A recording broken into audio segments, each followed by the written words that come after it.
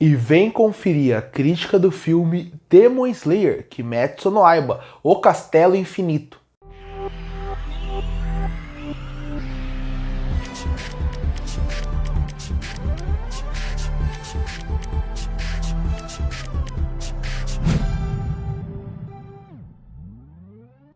E eu finalmente consegui assistir Demon Slayer, Kimetsu no Yaiba, O Castelo Infinito. Filme esse que chegou nos cinemas nacionais agora, no último dia 11 de setembro. E eu falo finalmente porque ele já tinha chegado no Japão há alguns meses atrás e a bilheteria dele estava monstruosa e cada vez mais gerava minha curiosidade. Também vale destacar, caso tenha caído nesse vídeo de paraquedas e você queira saber minha crítica antes de ver o filme.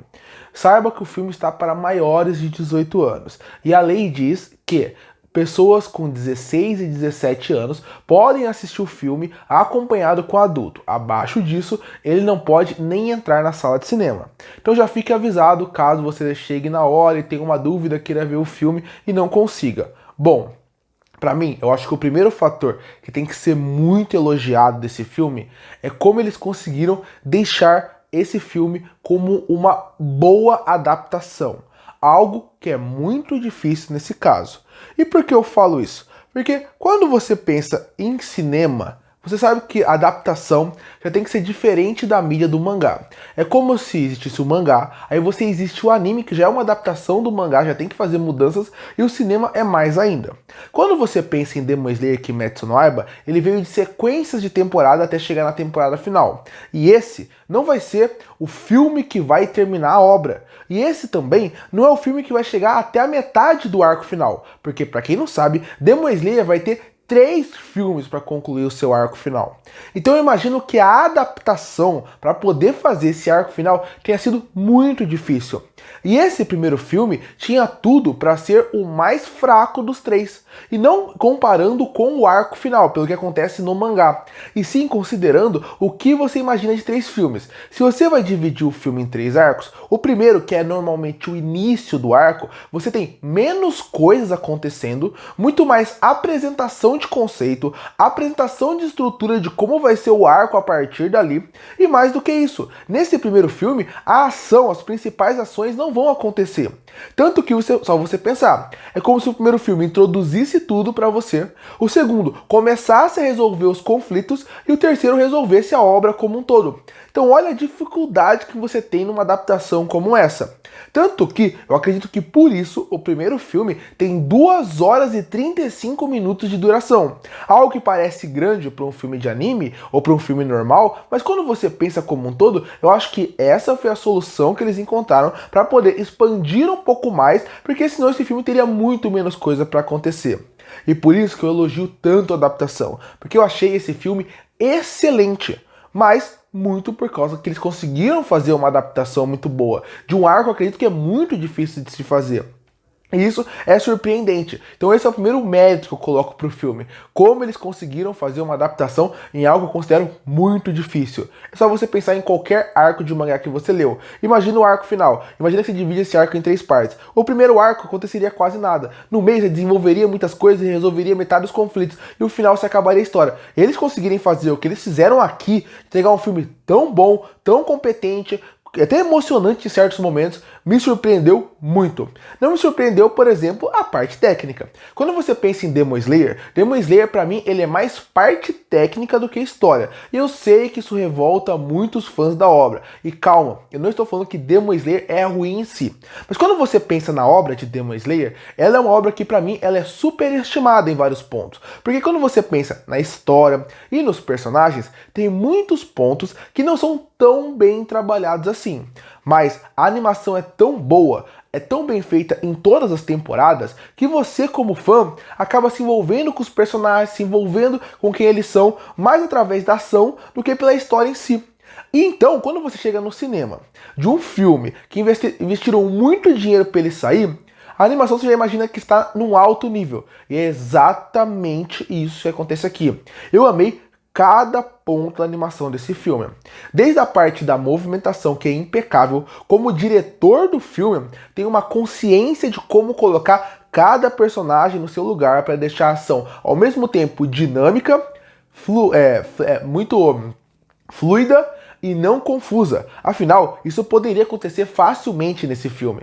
A quantidade de coisas que acontecem na tela enquanto a ação está acontecendo, a ação poderia ficar confusa. Mesmo que não tenha muitas pessoas em tela, com muitas cores e muitas batidas de espada e muitos poderes acontecendo, poderia se tornar uma confusão. E eu acredito que o diretor consegue fazer perfeitamente esse balé praticamente que é a ação, que é como se fosse uma dança deles, como eles vão dançando e vão soltando seus poderes. Isso me agradou muito no filme. Inclusive, eu queria destacar um pouco da fotografia do filme, destacando as cores que eles colocaram aqui. Por que eu falo isso? Porque cada uma das luas que aparecem, elas conseguem destacar perfeitamente o contraste de cada um e a história de cada um através das cores que eles colocam ali. Vamos colocar a primeira lua superior que aparece no filme. Relaxa, aqui eu não vou dar spoiler do que acontece durante o filme. Mas você vê que ela é um contraste do que está acontecendo. É uma lua superior que ela é focada muito no gelo, mas o seu cenário ele passa muito uma sensação de luz, de até um pouco de milagre, de religiosidade, sendo que o personagem fala sobre isso. Ele é a metáfora do personagem. A sua volta é algo cheio de flor, até certa uma natureza, num lugar todo podre, cheio de onis. O cenário do Castelo Infinito. Mas quando você pensa, é um contraponto com a vilã, com a Hashira que vai lutar contra ela, que é alguém que usa muito a natureza. Olha que metáfora interessante que a fotografia misturada com as cores consegue colocar nessa luta. Sem considerar a luta do Zenitsu. Quando o Zenitsu cai para lutar contra o seu combatente, né, que eu tô tentando falar o menos possível do filme, do lado do combatente, o destaque do vermelho, da luz, da escuridão. E o Zenitsu, o amarelo, a luz e a esperança.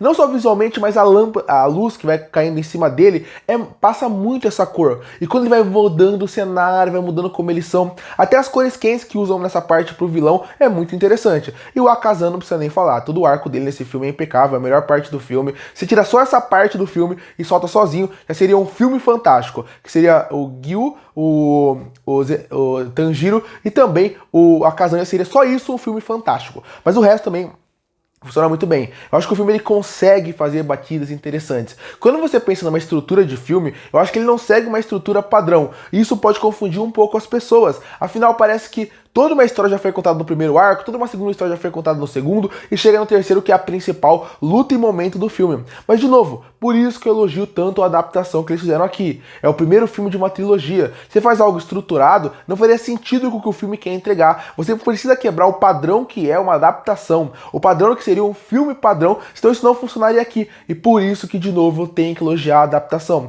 Como eles conseguiram fazer com que tudo funcionasse perfeitamente, mesmo quebrando o padrão, por exemplo, de uma estrutura de 3 arcos que você não vê aqui, de 3 atos que você não vê aqui. Mas, de novo, voltando um pouco para a animação, eu gostei bastante de como ela funciona ao longo do filme e como as cores são vivas o suficiente para poder dizer a linguagem que eles querem ao longo de todo o filme. A cor, a fotografia e a direção como um todo, a direção técnica na parte de arte e de coreografia, tiram o máximo que esse filme pode entregar. Porque, de novo, eu tenho a teoria que a animação melhora muita coisa que o mangá original não consegue entregar. E aqui isso é a prova disso. A animação consegue te dar mais vida, mais emoção, muito por causa do que acontece em cena e também por causa de toda a parte técnica que é excelente, mas também pela ótima trilha sonora. A trilha sonora aqui, eu admito que ela cai um pouquinho em relação a outros arcos. Tem momentos de ação que a trilha sonora em Demon Slayer funcionou melhor em outros arcos, mas ela não é ruim, inclusive com uma trilha forte e original que traz em vários momentos uma motivação pro arco.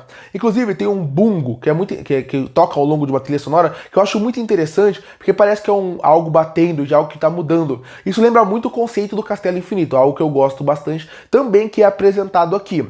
Como eu falei, mais a parte da história, ela tem seus problemas pra mim ao longo do filme. Alguns momentos o filme ele oscila bastante de como a narrativa vai ser feita, como ela consegue te prender. Tem alguns momentos eu acho que ela cai um pouquinho de ritmo, e não cair o ritmo seja ruim para um filme. Afinal, é um filme de ação, e cair o ritmo é pra você dar um respiro, mas nem todos esses momentos de caída saem muito bem. Eu também não acho que nem todos os Hashiras funcionam muito bem em tela, porque, de novo, já que, como eu falei, esse filme ele funcionaria perfeitamente só com a sequência final, já seria perfeito. Mas tem que mostrar o que cada um vai fazer, porque você tem que pensar em algo até meio que de uma uma continuação. Então, por exemplo, o Inosuke, ele aparece, ele quase não faz nada. Entre outros alguns Hashiras que aparecem e não fazem nada. A gente sabe que é uma continuação, mas pensando como filme, você vê que tem um problema ali. Tanto que eu acredito que o começo do filme, que é só os Hashira fazendo show-off contra vários Onis que não tinham necessidade nenhuma de acontecer, acontece antes pra gente lembrar que esses Hashiras existem.